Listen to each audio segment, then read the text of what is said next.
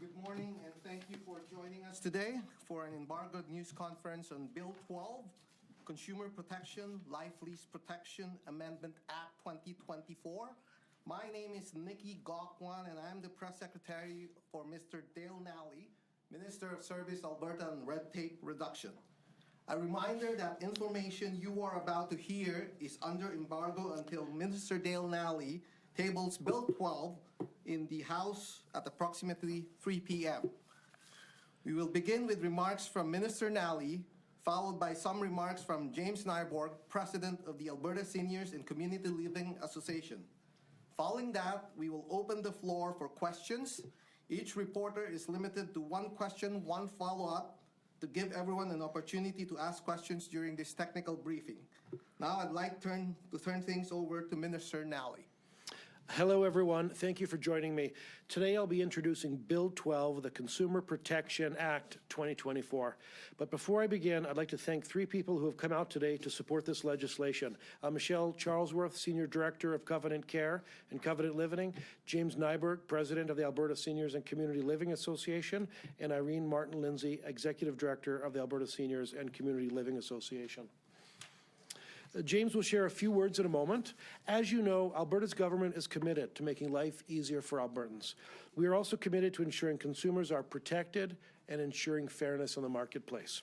Recently, we have made aware of some serious gaps in protections for life lease holders and their families. For those who may not know, a life lease is a form of housing where a leaseholder signs a contract to occupy a unit for life or until the agreement is terminated or they choose to leave.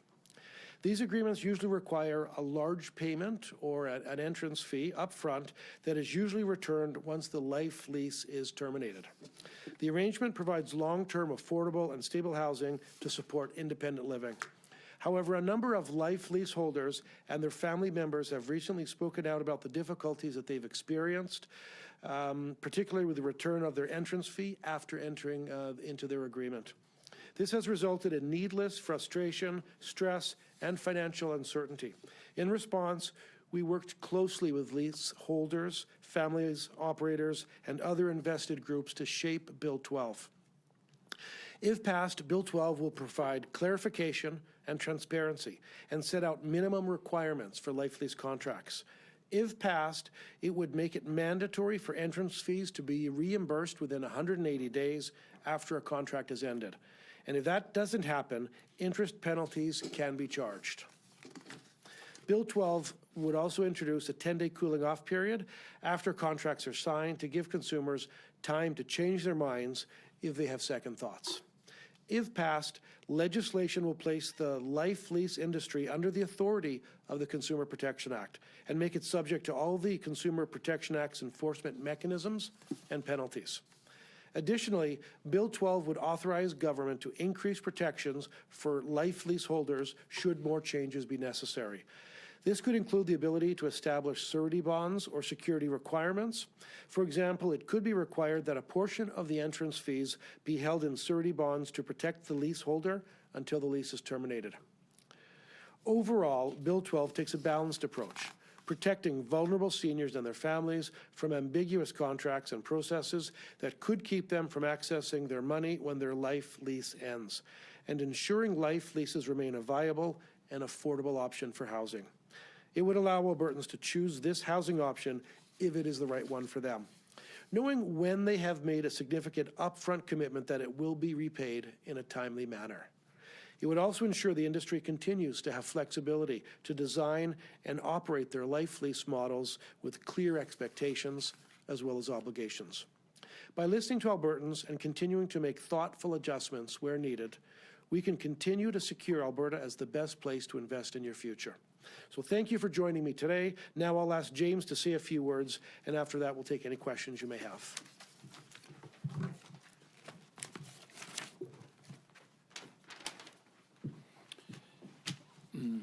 Thank you, Minister. On behalf of Alberta Seniors Housing and Community Housing Association, we are pleased to be here today to support the establishment of stable and sustainable framework for lease options.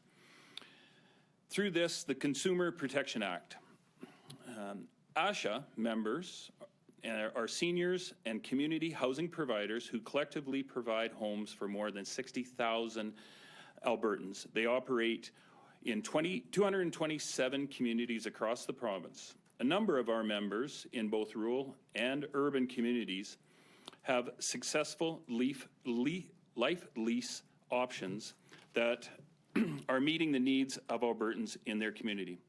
We know that some older Albertans want the option to use their home equity to reduce their monthly fixed costs, one that supports their budget and their lifestyle. Ensuring that life lease remains a viable option for Albertans housing providers is worthwhile, considering that approximately 78% of Albertans own their own homes. We know that security and predictability are essential factors for planning later life expectancy and living well. It is our hope that the protective legislation will provide a sustainable framework that secures leaseholders' investments while having the right formula to support the development and operation of life leases model. We thank Minister Nally, the department, and his caucus colleagues for taking the action to protect seniors and establish life lease models as viable and safe options. We look forward to working with the government to find the right balance in the legislation to support objectives for older Albertans, housing providers, and the government. Our members who have developed successful options for their leaseholders, their residents, will be part of helping inform the right solutions. Successful life lease options will strive to achieve ASHA's noble cause, where Albertans can live in housing that honors their dignity, serve their needs, and inspires their purpose in their chosen community. Thank you. Thank you, James. Now we'll take your questions. Can we also please state your name and media entity you represent? We'll start here in the room and then we'll go to the phone lines. Remember, you get one question, one follow-up.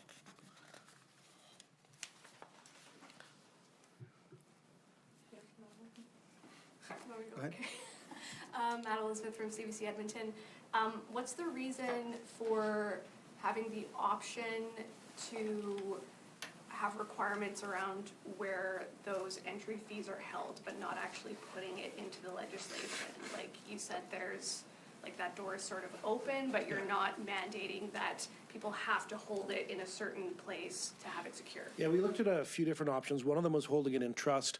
But what we heard from all of the operators of life leases in Alberta is that would damage the affordability option in this industry. And so they did not want us to put it into trust for that reason, so it wouldn't damage the industry. So we looked at surety bonds as a cheaper, more affordable option. Unfortunately, there are no surety bonds in the marketplace for life leases currently. So we're writing the legislation with flexibility so that if that changes, we could write surety bond requirements into the regulation. And then obviously there is a situation that I think you've alluded to with an Edmonton developer where it's close to 200 people on a queue that they're waiting for payments, and you know, they're not sure when those are going to come through. I think those people might be wondering, what about us when they hear this announcement, because this is not retroactive or doesn't grandfather them in. Are you working to help those people in some way, or is the government involved in trying to intervene in that situation? Well, right now investigations are taking place and conversations are being had, and let me be clear that those people are always front of mind when we're talking about this issue, but because it's right now an investigation is ongoing, I can't comment more on that one operator. Sorry, what investigation are you referring to? The Consumer Protection Unit. Catherine Rukowski. Rukowski, Alberta today. So when you spoke about those frustrations and the stories that made this legislation necessary, can you share some of those stories? What you heard, why this is necessary, how long people are waiting? Well, again, this is a matter before the courts, so I don't want to go into too much detail. But here's what I'll say is one of these buildings that is affected by this operator, and it's public knowledge that it's Christensen Developments. It's already public.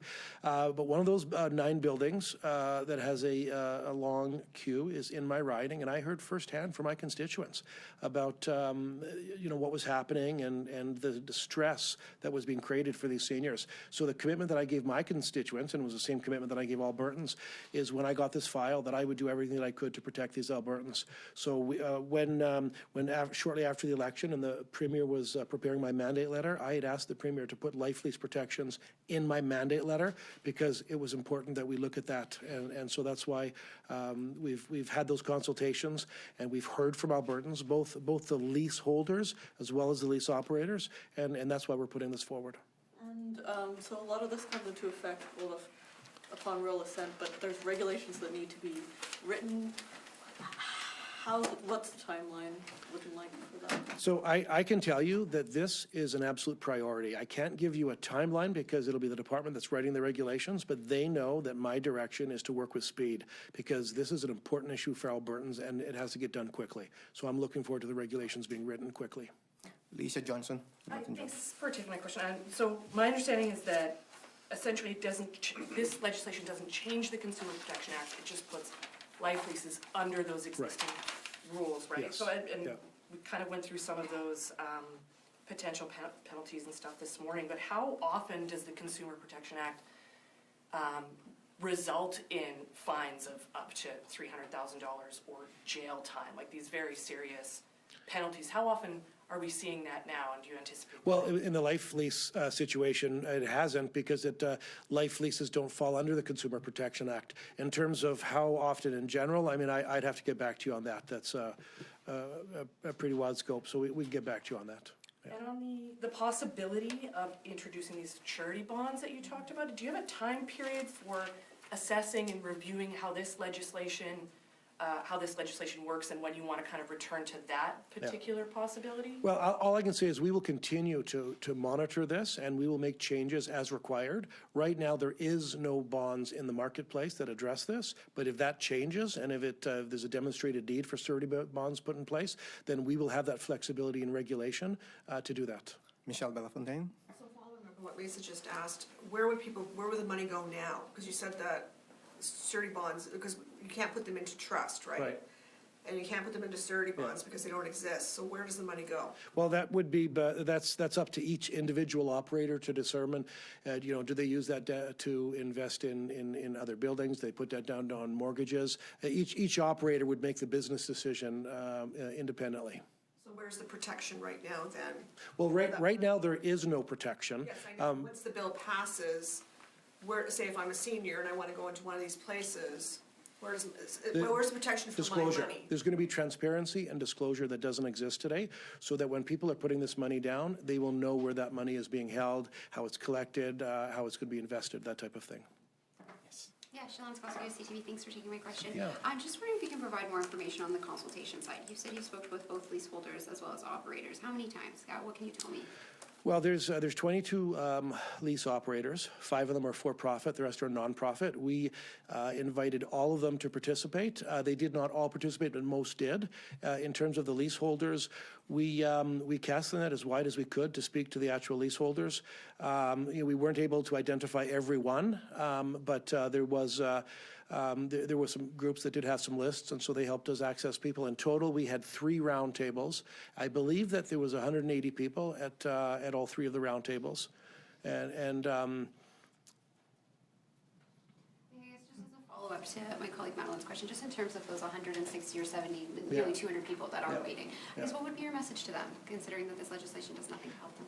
Well, I mean, my message to them is that, we heard you loud and clear, what you said about the consultations. You said that because they all agreed that there needs to be protections put in place, that this doesn't happen again, and we heard you, and we're responding. And in terms of their specific situation, I obviously can't comment, but I can assure them that investigation is ongoing, and we'll continue to have conversations, and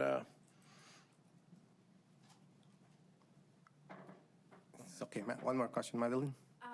Is this it seems like there are more rules and more involvement in this legislation than what Manitoba and Saskatchewan have in place. Was there any sense of a comparison, and is there worry that this could disincentivize people from making life lease housing? I actually think that we have more of a balance in Alberta, because when you look at the life lease model in Manitoba, it's not an affordability model. It's a lifestyle model, and the lease payments that they have in Manitoba are more market-based, where in Alberta the lease payments are actually well below market, and so that tells us that the affordability measure is important to Albertans, and we believe that this legislation protects that affordability measure. So we believe that this will find the balance between protecting Albertans and not killing the industry. We'll now go to the phones. So we have no one There are on no the phone. questions in queue at this time. Is there anyone up here who is a life lease operator? Sorry, Madeline. I'll get another question from Lisa because, yeah, just to be fair to everyone, okay? Sorry, just back to the particular company that Madeline was talking about. You said there's an ongoing investigation. If this company becomes insolvent, is it an option for the government? Are you looking at bailing them out so that these seniors can get their interests back? At this point, we're waiting for the results of those investigations and conversations that are happening before any decisions are made. Well, that's a wrap for things today. Thank you for attending. One final reminder, everything is embargoed until Minister Nally tables Bill 12 in legislature, okay? Thank you. Okay. Thank you, everybody.